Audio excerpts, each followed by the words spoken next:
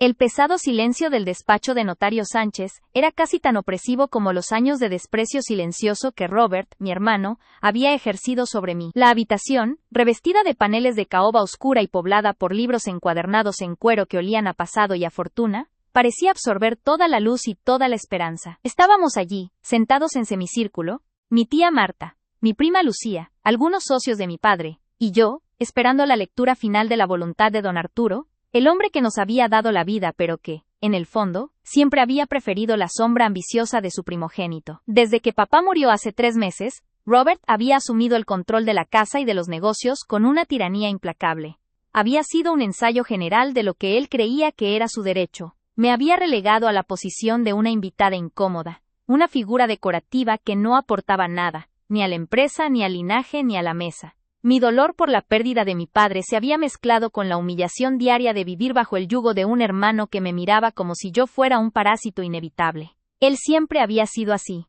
Arrogante, seguro de sí mismo, convencido de que la inteligencia financiera era el único valor que importaba, y que ese valor solo residía en él. El notario Sánchez, un hombre meticuloso de gafas de montura fina, carraspeó, ajustándose el cuello de la camisa. Abrió el sobre sellado con una lentitud exasperante que solo sirvió para aumentar la tensión en la sala. Damas y caballeros, comenzó con voz profesional y monótona, procederemos a la lectura de la última voluntad de don Arturo Mendoza. Yo intentaba mantener la compostura, mis manos firmemente entrelazadas sobre mi regazo. Sabía lo que venía. Papá siempre había favorecido a Robert, al sucesor, al genio de las finanzas. Yo era, en el mejor de los casos, la hija sensible, la artista frustrada, la que se quedaba en casa cuidando al padre enfermo mientras Robert hacía negocios en el extranjero. Yo era la sombra. Pero una parte ingenua de mí, esa parte que se aferraba al recuerdo de un padre amoroso de la infancia, esperaba un reconocimiento, un equilibrio, una señal de que mis años de sacrificio y devoción no habían sido en vano. El notario leyó los preámbulos legales, la lista de activos, las propiedades. Luego llegó el momento de la distribución.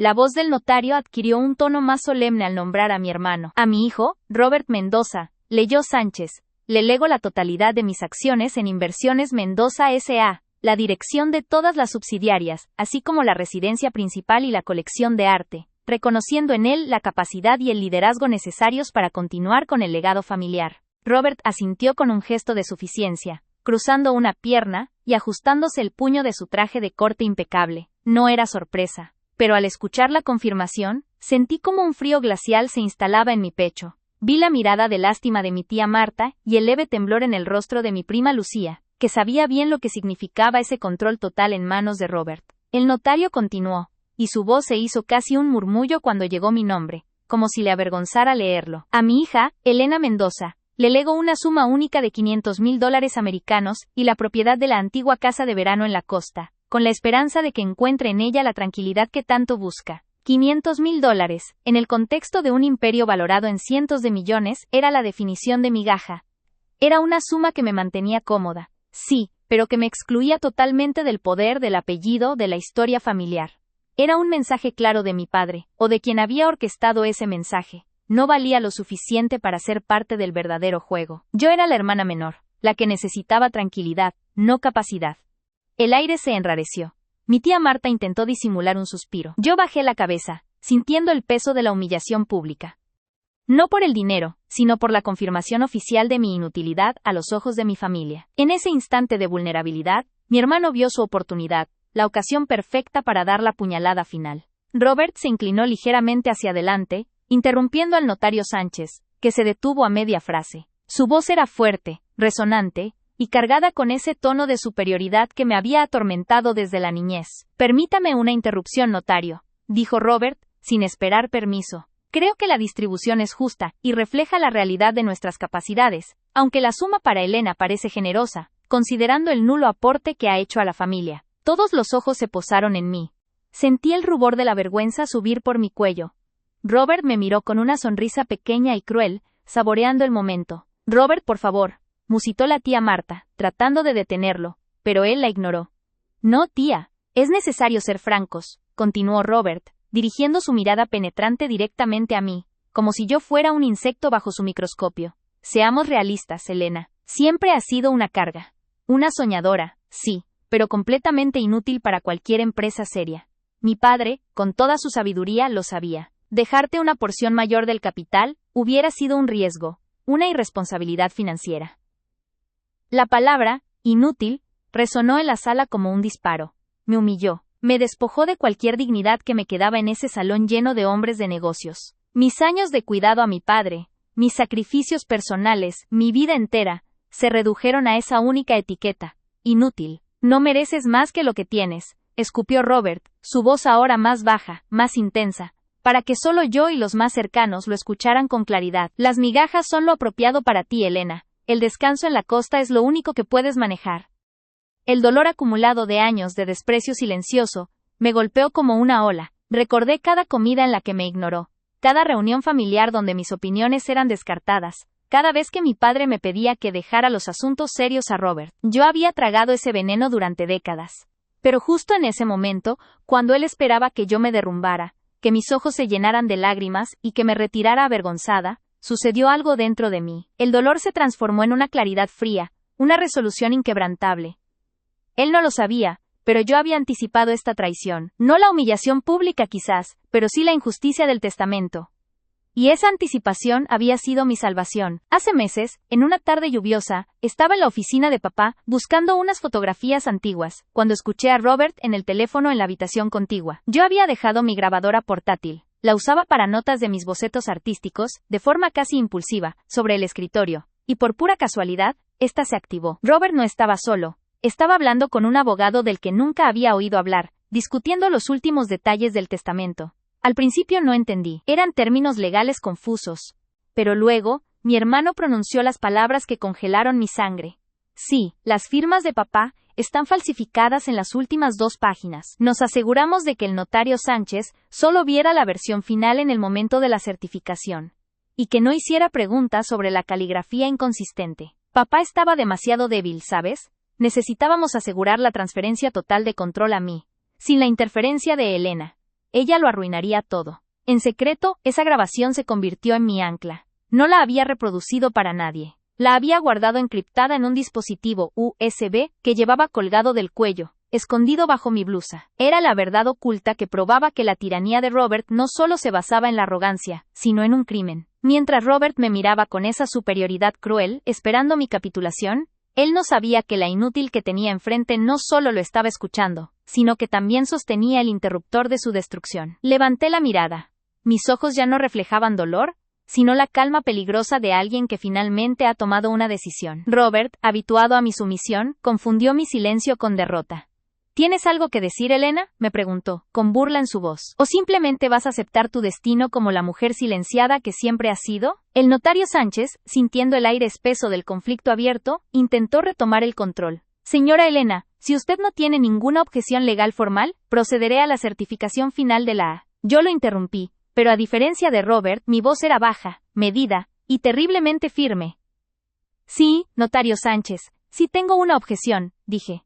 Mi voz no tembló. Me levanté lentamente de mi asiento, atrayendo la atención de todos. Robert me miró con una ceja levantada, divertido ante lo que consideraba un patético último intento de resistencia. Me dirigí a la mesa del notario, donde había una pequeña pantalla y un proyector, instalados para mostrar documentos. Lo había notado al entrar. La tecnología me iba a dar la voz que me habían arrebatado.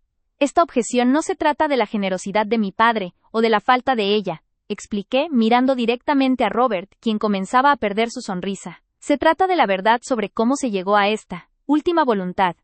Robert se puso rígido, pero intentó disimularlo con una risa nerviosa. Por favor, Elena, no hagas un espectáculo. ¿Vas a llorar ante el notario? Ya te dije, las lágrimas no cambian los hechos. Yo ignoré su sarcasmo. Saqué el pequeño dispositivo USB de mi cuello, lo inserté en el puerto lateral de la computadora del notario, y en silencio, manipulé la configuración de audio para que se proyectara directamente a través de los altavoces de la sala, diseñados para conferencias. La tensión era palpable. Todos esperaban un documento, un correo electrónico, alguna evidencia trivial. Nadie esperaba lo que estaba por venir. El notario Sánchez me miró, perplejo. Señora Elena, ¿qué está haciendo? Voy a proyectar la verdad, notario, respondí. La verdad que mi hermano ha guardado en secreto, creyendo que su tiranía nunca tendría fin. Robert se levantó de golpe, su rostro se transformando de la burla a la furia. Él Él sabía que había cometido un error. «Detente, Elena, eso no es relevante», gritó, acercándose a la mesa. Estaba desesperado, pero yo ya había presionado el botón de reproducir.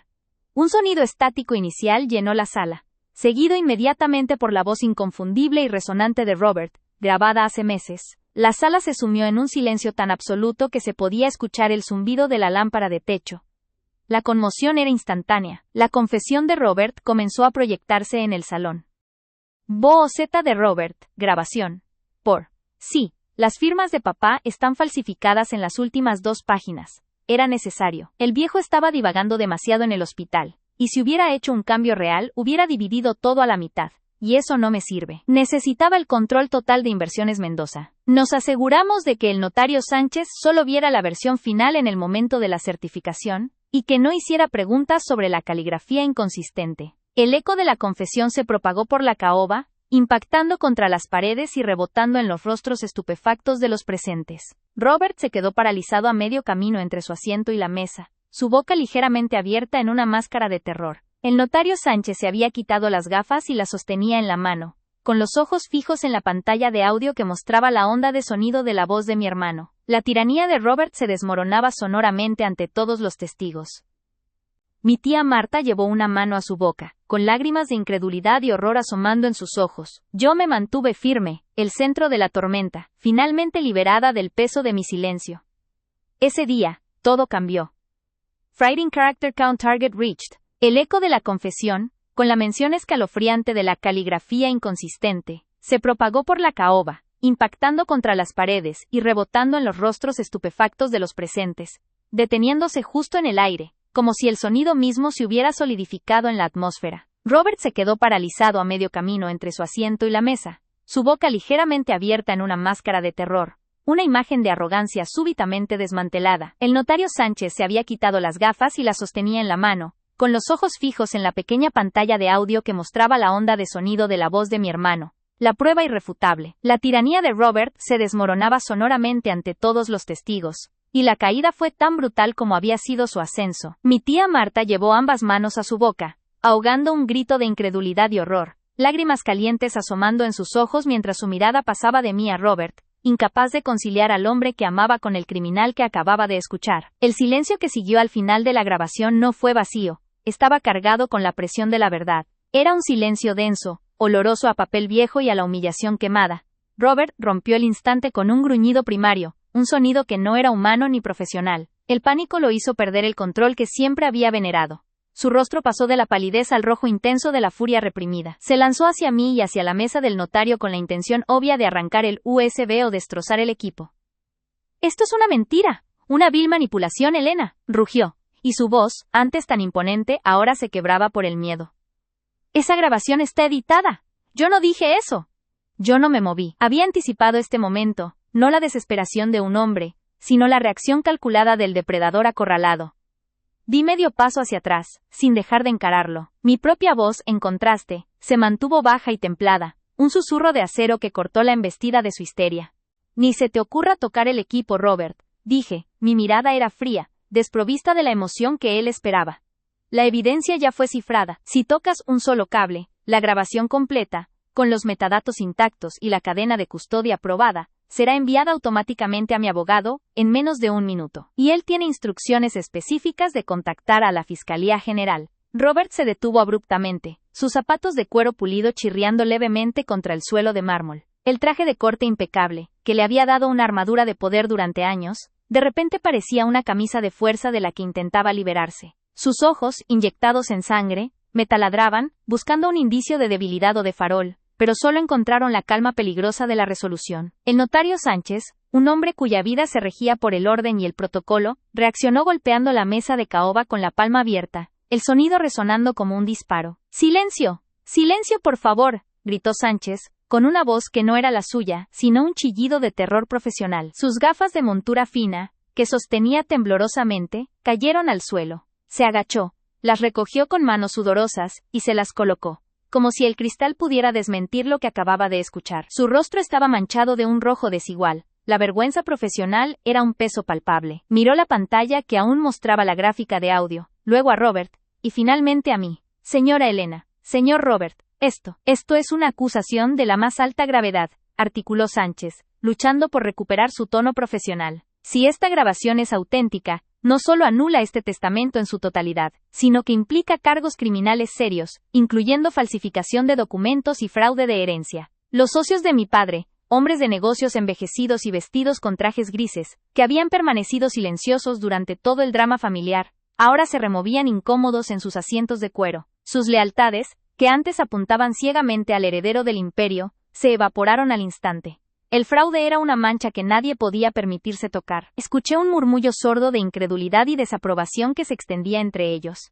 La fortuna de los Mendoza era grande, sí, pero la reputación era el único activo verdaderamente irreemplazable, y Robert la había destrozado en menos de un minuto. Mi prima Lucía, que había estado apretando la mano de mi tía Marta, sollozó abiertamente. Su dolor no era solo por el escándalo, sino por el alivio de ver cómo se desvanecía el poder total que Robert habría ejercido sobre ellas. Yo, el centro de la tormenta, sentí cómo mis manos, que habían estado frías de tensión, ahora se calentaban lentamente. No era un calor de rabia, sino el calor de la liberación. El peso que había cargado durante 3 meses, el dolor por la pérdida de mi padre, la humillación diaria, la certeza de la injusticia se había disuelto en ese instante. Observé a Robert, con una calma que me sorprendió.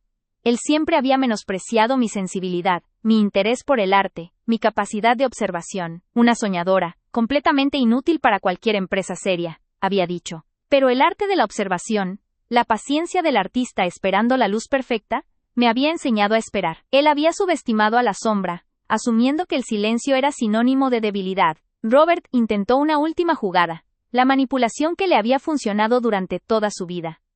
Su voz salió rasposa, intentando desesperadamente sonar autoritaria. Todo esto es por despecho. Estás intentando deshonrar la memoria de papá por una miseria de dinero, gritó, señalando el testamento con un dedo acusador. Lo hice por la empresa. Papá en el fondo me lo hubiera agradecido. Él confiaba en... El aire en el despacho del notario Sánchez se había vuelto tóxico, denso con la podredumbre de años de desprecio que Robert había destilado sobre mí. Sus palabras finales, ese inútil, lanzado como un dardo envenenado, resonaron contra la caoba oscura de las paredes, haciendo que la humillación se sintiera física, como un golpe bajo el estómago. Vi cómo mi tía Marta y mi prima Lucía bajaban la mirada, avergonzadas, no por Robert, sino por la escena que él había montado.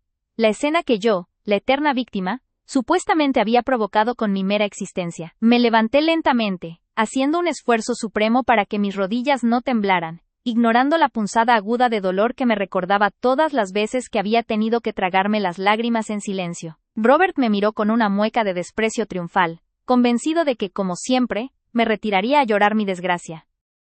¿A dónde vas ahora, Elena? ¿A buscar a tu perro? ¿O vas a hacer una de tus escenitas dramáticas?, espetó él, su voz cargada de esa suficiencia que siempre me había enloquecido. Sabía que su control sobre mí dependía de mi silencio, de mi sumisión. Pero esa mañana, el peso de su tiranía se había roto. Había llegado al límite, y bajo el vestido negro, pegado a mi cintura, llevaba la prueba que haría añicos su arrogancia para siempre. Avancé 2 pasos hacia el centro del salón, donde la gran mesa de nogal nos separaba del notario Sánchez, quien se ajustaba las gafas con una expresión de profunda incomodidad, deseando que el circo terminara. Con su permiso, notario Sánchez, dije, y para mi propia sorpresa, mi voz no era el hilo tembloroso de siempre, sino un tono firme, aunque mi corazón latía con la violencia de un pájaro atrapado. Antes de que esta lectura se dé por terminada, y que se validen los ajustes que mi hermano ha hecho a la última voluntad de papá, hay algo que toda la familia aquí presente necesita escuchar. Robert soltó una carcajada seca, hueca. Pero miren qué tenemos aquí.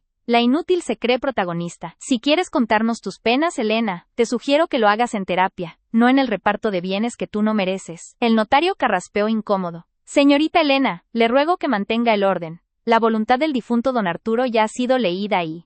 No, notario, no ha sido leída. Lo interrumpí, alzando ligeramente la voz para superar el murmullo incrédulo de los parientes.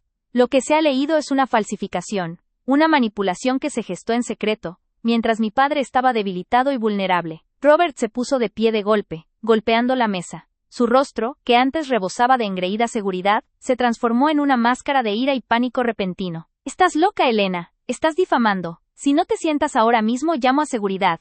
Intentó dar la vuelta a la mesa, pero yo fui más rápida. De un bolsillo interno, saqué mi teléfono y un dispositivo pequeño, un mini proyector de audio que había comprado hacía meses. precisamente para este momento decisivo. Lo conecté rápidamente a un altavoz portátil que había colocado estratégicamente debajo de mi silla antes de que llegáramos. Robert gritaba algo sobre difamación y locura, pero yo mantuve mis ojos fijos en él, ignorando sus amenazas vacías. Toqué la pantalla del teléfono y la sala de caoba, donde solo resonaban los ecos de la fortuna y el desprecio, fue invadida por una voz. Era la voz de Robert, clara, nítida, grabada hacía apenas 2 meses, en una conversación telefónica que yo, por pura casualidad y desesperación, había logrado captar. El silencio que siguió a las primeras palabras fue inmediato y brutal. Era un silencio tan absoluto que se podía escuchar el zumbido de las luces fluorescentes en el techo alto, el crujido de la madera antigua. La voz proyectada de Robert llenó cada rincón, revelando la verdad que había guardado en secreto. La grabación comenzaba con él riéndose. Comillas. Y el viejo ni cuenta se dio, te lo juro. Estaba tan sedado por la morfina y tan confundido. Las últimas firmas, las que transfieren el control total de las acciones de la compañía a mí, las tuve que ayudar, un poco. Unos trazos rápidos mientras mi hermana la inútil estaba fuera de la casa, ¿quién lo notaría? El notario Sánchez es de fiar, solo necesitaba el papel con la firma y listo. Ahora, todo es mío. ¿Y Elena? ¿Cupa? Bueno, a ella le dejaré las baratijas que no valen nada. Ella siempre fue la sombra, la que nunca aportó nada. Es mi derecho, yo soy el que mantiene esto a flote. Cada palabra era un puñal no solo para mí, sino para la memoria de mi padre. Robert había falsificado las rúbricas finales, aprovechándose de la etapa más terminal de la enfermedad de don Arturo, asegurándose de que la última voluntad genuina, la que repartía los bienes de manera equitativa, nunca viera la luz. Yo había escuchado esta grabación cientos de veces, en la oscuridad de mi habitación, sintiendo cómo la rabia silenciosa se convertía en una determinación fría. Ahora, el sonido helado de su confesión se extendía por el salón como un veneno. El rostro de Robert pasó de la palidez al rojo intenso, una mezcla grotesca de ira y terror expuesto.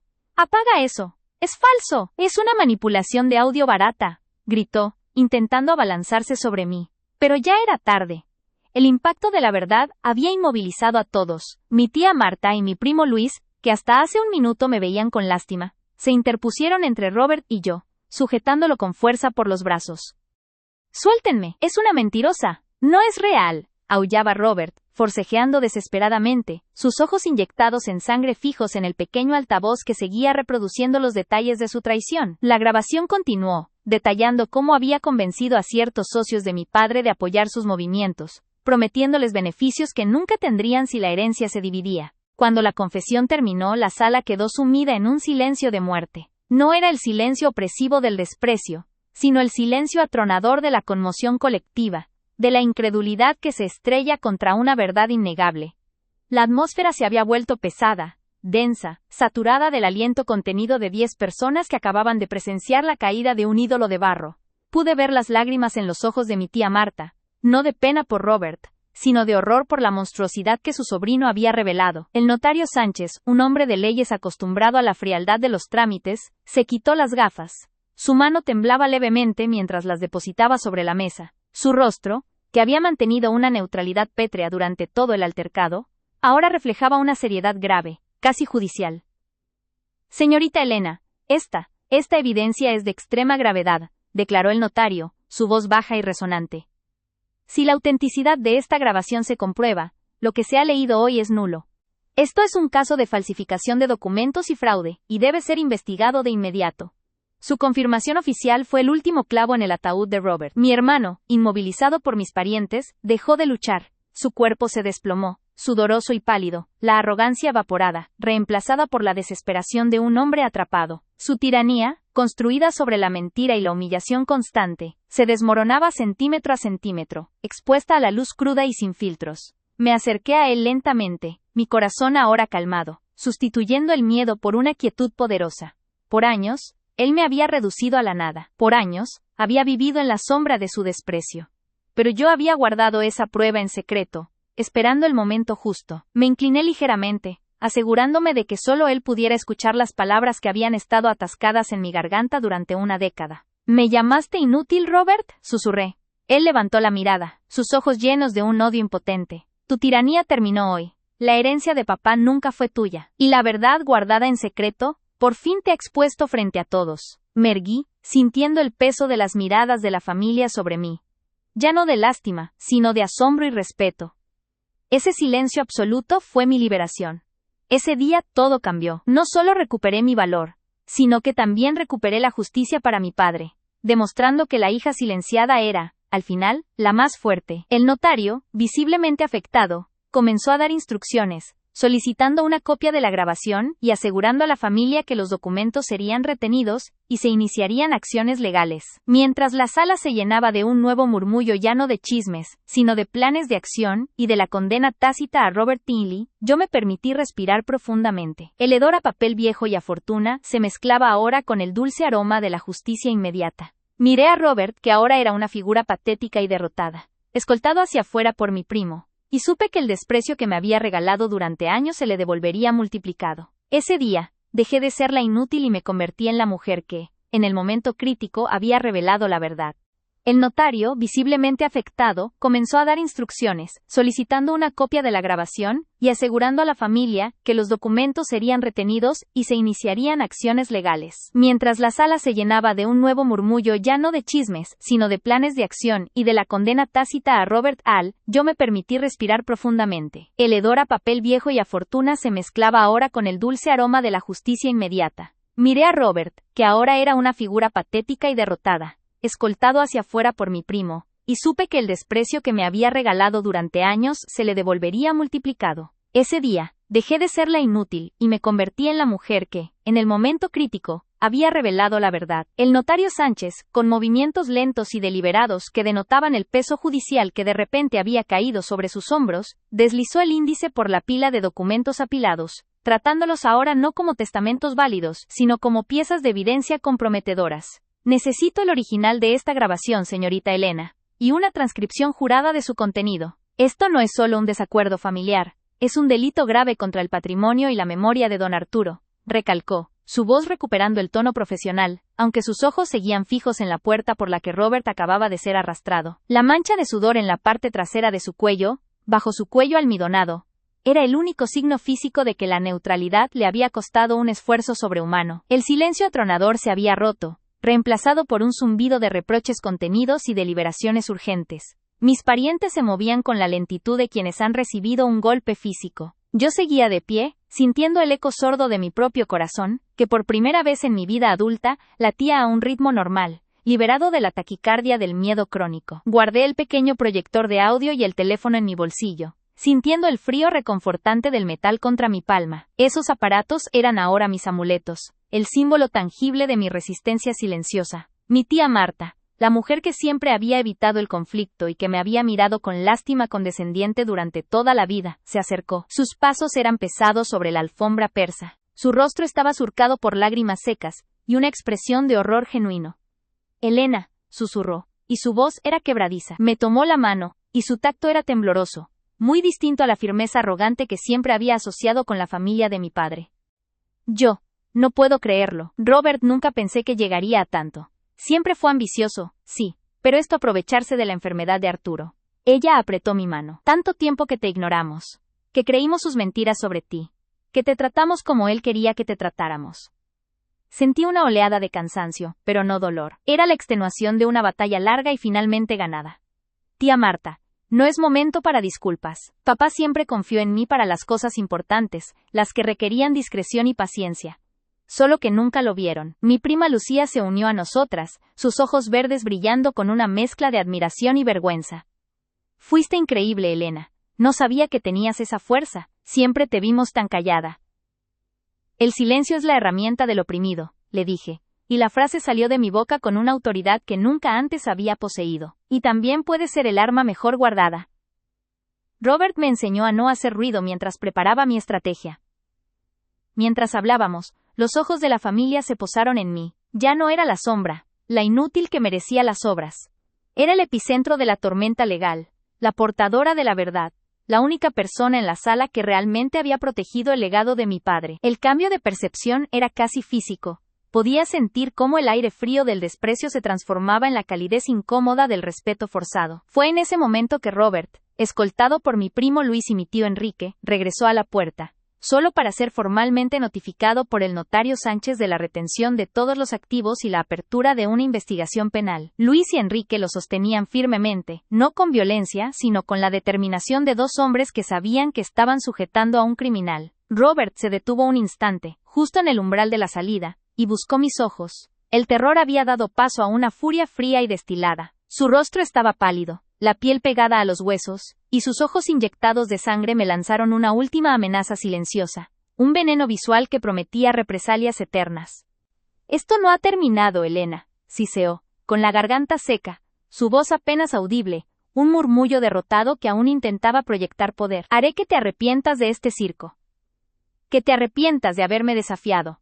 Vas a perder todo, incluso la poca dignidad que crees haber encontrado hoy». Me acerqué un paso, asegurándome de que mi postura era inquebrantable, que mi cuerpo proyectaba la calma que él había perdido. Mis tacones resonaron con autoridad sobre el suelo de caoba, un sonido seco y definitivo. «Sí, Robert, ha terminado», repliqué, mi voz clara y resonante en el silencio. Ya no susurraba. «La única cosa que he perdido por tu culpa es tiempo. Y tú has perdido la única cosa que realmente valoras, el control. Mañana, la justicia de papá comenzará a recuperar lo que robaste. Y yo, la inútil, estaré allí para verlo». La mirada de impotencia en sus ojos fue mi recompensa, más valiosa que cualquier herencia. Era la visión de un tirano cayendo del pedestal que él mismo había erigido. Fue sacado de la oficina, sus movimientos torpes, su traje de 3.000 euros pareciendo ahora un disfraz ridículo en su humillación. El portazo final fue un sonido glorioso, un punto final dramático a una década de opresión. La tensión se disolvió un poco con su partida, pero el trabajo apenas comenzaba. El notario Sánchez nos indicó que pasáramos a la mesa de nogal, la misma mesa que había sido el escenario de su caída. El aire, antes denso por el rencor, se sentía ahora limpio, aunque cargado con la electricidad de las decisiones inminentes. Me senté, sintiendo el peso de la madera antigua bajo mis manos. Por primera vez, no me senté a la sombra. Ocupé el lugar que mi padre había destinado para mí, el lugar de la heredera legítima, de la guardiana de su voluntad. Mis dedos rozaron la superficie lisa de la madera, y pude sentir el eco de todas las reuniones familiares, de todos los almuerzos silenciosos donde Robert había impuesto su dominio. La familia se reagrupó, o con acento agudo alrededor de la mesa, un círculo de rostros tensos y serios. Tío Enrique, que siempre había sido un aliado silencioso de mi padre y un espectador pasivo de mi sufrimiento, tomó la palabra, mirándome con una deferencia que me era completamente nueva. «Elena, tienes que entender la magnitud de lo que has hecho», comenzó tío Enrique, ajustándose la corbata con nerviosismo. «No solo has salvado la herencia, has salvado el honor de Arturo. Y has expuesto una traición que podría haber destruido la compañía. Necesitamos actuar ahora, con rapidez y en bloque. Legalmente, eres el pilar. ¿Tienes un abogado de confianza? Porque el notario Sánchez, aunque nos ayudará en el proceso de nulidad, no puede representarte en lo penal». La pregunta me hizo sonreír internamente. ¿Un abogado? Robert creía que yo era una criatura sin recursos. No sabía que durante los últimos 3 años había usado la pequeña mesada que mi padre me había asegurado discretamente, lejos del control de Robert, para pagar consultas y preparar mi defensa. No era solo la grabación. Había reunido un equipo. «Sí, tío Enrique. Lo tengo», respondí, mi voz segura. «Llevo meses preparándolo. La abogada Castillo es especialista en fraudes corporativos, y ya está al tanto de la situación. Le envié los documentos, y una copia de la grabación, hace 3 días. Estaba esperando el momento adecuado, el que causara el mayor impacto y que nos diera la ventaja legal». Hubo un murmullo de asombro. La idea de que la inútil tuviera un plan de contingencia tan sofisticado y bien ejecutado, era demasiado para ellos. Habían subestimado la capacidad de aguante de la víctima silenciosa. «¿Meses, Elena?», preguntó tía Marta, incrédula. «Años, tía», corregí suavemente. La grabación fue el clímax, pero la planificación comenzó el día que papá me dijo, con la voz débil, que no confiaba en Robert para el traspaso final. Me dio un código, un nombre de contacto. Me dijo que, si algo salía mal, la verdad siempre saldría a la luz, pero solo si yo tenía el coraje de enfrentarlo en el escenario que él había preparado. Esta oficina, frente a todos. Él sabía cómo era Robert. Él me preparó para esto.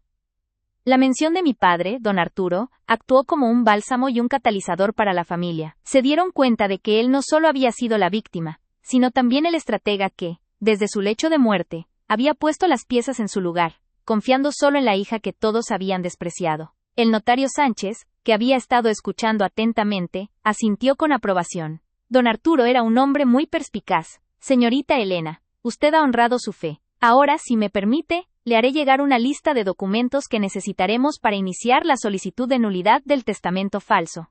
La grabación en sí misma es la prueba irrefutable de la coacción y el fraude. La reunión se prolongó durante otra hora, transformándose de una lectura de testamento en una junta de estrategia. Yo, Elena, la marginada, estaba sentada a la cabecera de la mesa, dictando los pasos a seguir. Mi primo Luis se ofreció a organizar la seguridad en la sede de la compañía para evitar que Robert intentara un último sabotaje. Tío Enrique se comprometió a hablar con los socios principales, neutralizando cualquier influencia que Robert pudiera haber dejado. El sol de la tarde comenzaba a filtrar una luz dorada a través de los altos ventanales, iluminando el polvo que flotaba en el aire. La oficina, antes un mausoleo de poder masculino y opresión, se sentía viva. Al levantarme para irme, sentí que mis piernas estaban firmes, ya no temblorosas. El vestido negro, que había elegido para simbolizar el luto y la seriedad de la ocasión, ahora se sentía como una armadura. Me despedí de la familia, notando cómo cada uno me miraba a los ojos, no con lástima, sino con una mezcla de respeto y un ligero miedo a mi recién descubierta autoridad. Sabían que, si bien yo no era vengativa, tampoco era la muchacha fácil de manipular de antes. Salí del despacho del notario Sánchez. La calle estaba llena de ruido urbano, el claxon de un taxi, el murmullo de la multitud. Pero para mí, el mundo exterior sonaba diferente. No era ensordecedor, era música. Caminé hacia el taxi que me esperaba, y al tocar el aire fresco, sentí que el peso de mi pasado se desprendía como una piel vieja. Mientras el coche se alejaba, miré por la ventana. El edificio donde se había gestado mi liberación se hacía más pequeño. Lo que Robert me había llamado inútil durante años, lo había convertido en la paciencia necesaria para esperar y la discreción para actuar. La herencia de mi padre no era solo dinero, era la oportunidad de vivir mi propia vida, libre del desprecio. Y yo había ganado esa libertad, no con gritos, sino con la verdad guardada en secreto. Había recuperado mi voz y mi dignidad, y esa, supe con absoluta certeza, era la fortuna más grande de todas. La sombra se había ido, y por primera vez me encontraba de pie, bañada en mi propia luz, preparada para el largo y desafiante camino que la justicia me obligaría a recorrer. La guerra había terminado, y había llegado la hora de la reconstrucción.